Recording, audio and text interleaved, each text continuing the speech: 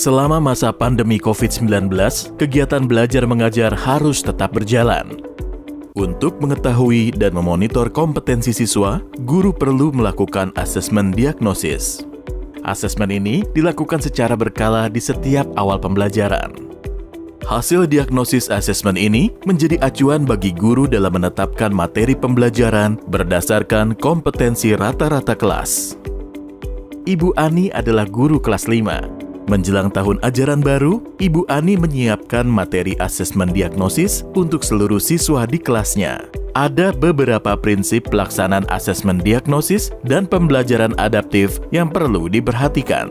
Pertama, identifikasi materi asesmen yang bersifat esensial atau merupakan prasyarat topik lainnya. Kemudian guru menyusun 10 soal untuk asesmen diagnosis sederhana yang terdiri dari 2 soal sesuai kelasnya dengan topik semester 1, 6 soal dengan topik 1 kelas di bawah untuk semester 1 dan 2, dan 2 soal dengan topik 2 kelas di bawah untuk semester 2. Kedua, berikan soal asesmen untuk semua siswa, baik secara tatap muka ataupun pembelajaran jarak jauh, dan lakukan diagnosis hasil asesmen.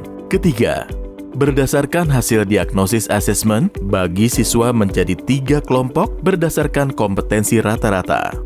Selanjutnya, guru akan memberikan pelajaran dengan pendekatan yang berbeda untuk setiap kelompok. Sekarang, mari kita lihat bagaimana Ibu Ani melaksanakan asesmen diagnosis untuk pelajaran matematika kepada siswa kelas 5 yang berjumlah 5 orang. Dengan mengacu pada materi kompetensi dasar sederhana dari Kementerian Pendidikan dan Kebudayaan, Ibu Ani menyusun 10 soal asesmen awal untuk mata pelajaran matematika yang meliputi topik, penjumlahan dan pengurangan, dan panjang, luas, dan keliling.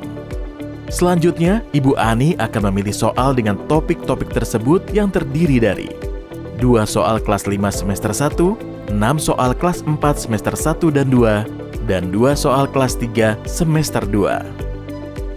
Setelah seluruh siswa kelas 5 mengisi soal matematika, Ibu Ani melakukan diagnosis hasil asesmen dan memasukkan hasil jawaban siswa ke dalam tabel.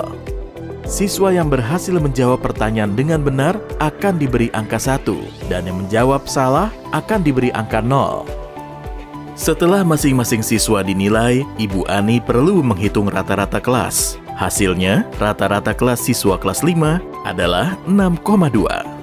Hasil rata-rata kelas ini menunjukkan bahwa kompetensi dasar siswanya pada mata pelajaran matematika berada di kelas 4, yaitu 1 level di bawah kompetensi dasar kelas 5. Berdasarkan hasil rata-rata kelas tersebut, Ibu Ani membagi siswanya menjadi 3 kelompok dan menyesuaikan pengajaran di kelas dengan kompetensi rata-rata murid.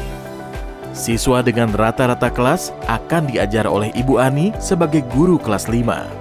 Siswa yang berada 1 semester di bawah rata-rata akan mendapatkan pelajaran tambahan dari Ibu Ani.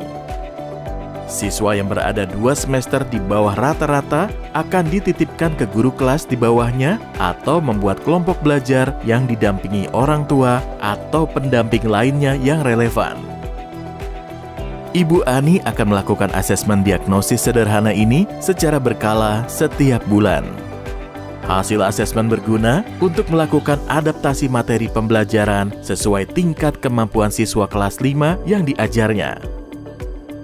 Asesmen diagnosis berkala dilakukan di setiap kelas untuk semua jenjang pendidikan.